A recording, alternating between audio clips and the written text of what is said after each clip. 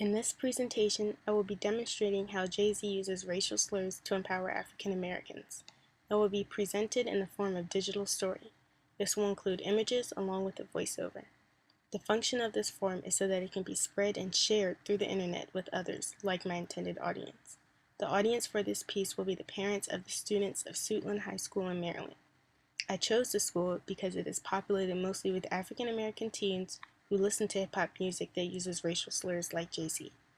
I also chose this school because the students are mainly from areas of poverty, also like Jay-Z.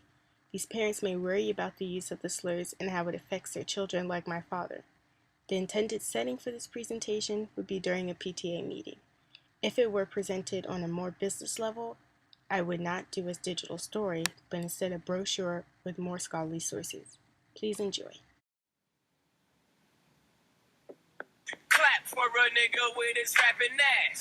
Blow a stack for your niggas with your trapping ass. I always wanted to attend a Jay-Z concert, and in 2011 he did his Blueprint 3 tour, and I got the chance. I was so excited. I begged and begged my parents for the money, and finally they gave it to me. I was too pumped. Ugh. My dad was so against it because they kept saying the same word that he didn't like. Nigger. But I told my dad there are 3 reasons how Jay-Z uses this positively. One of the 3 is that he uses them to remind listeners of past discrimination. An example of this would be one of Jay-Z's older, most popular songs, 99 Problems. In the second verse of this song, he addresses how cops would falsely accuse blacks in nice vehicles of crimes and would pull them over and try to arrest them. A more recent example comes from the album College Dropout and the collaborative song called Never Let Me Down with Kanye West. In Jay-Z's verse of this song, he addresses how his mother was a part of the sit-ins. The sit-ins participated in the Civil Rights Act in the 1960s. It was when blacks would go to white diners and sit at the bar stools and wait to be served. These sit-ins typically ended violently. Ibrahim, a scholar of anthropology, supports Jay-Z's idea of informing listeners of past discrimination. In his book, Marking the Unmarked, Hip-Hop, the Gays, and the African American Body in North America, he claims that African Americans communicate past events and stories through songs. This is exactly what Jay-Z is doing. Jay-Z also uses racial slurs to inform listeners that there is still current discrimination.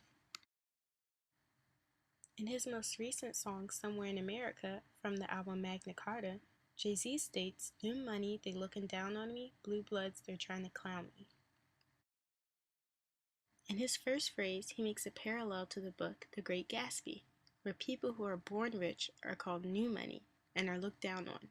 Since Jay-Z grew up in the ghetto of Brooklyn, New York, to a single mother, he was not born with money and is now considered new money. This did not receive the same respect as old money did. In the second phrase, he uses the term blue bloods, in which he means whites. They were looking down on him because he was not born with money and is now new money. Thus, he does not receive the same respect.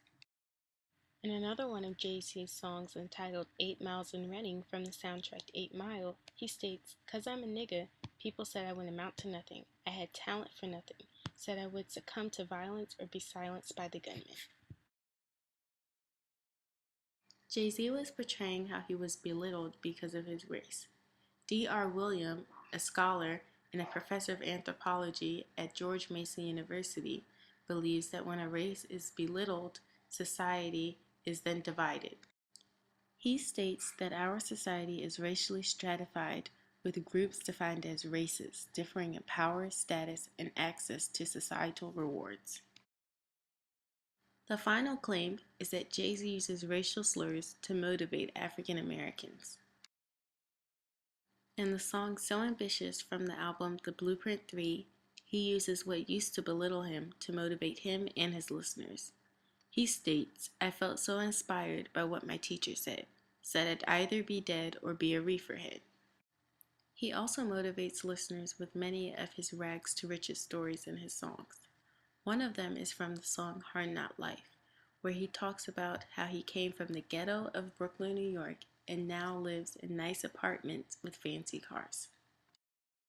Page, a scholar in racism, supports Jay-Z's idea of motivating fellow blacks through his songs. He states, "From this decade of visual shame arose mainstream African Americans' need to locate their own heroic black male image on the screen. Jay-Z has become just that." Therefore, Jay-Z uses racial slurs in a positive way. Parents should not be concerned with the use of these slurs in Jay-Z's music. Thank you.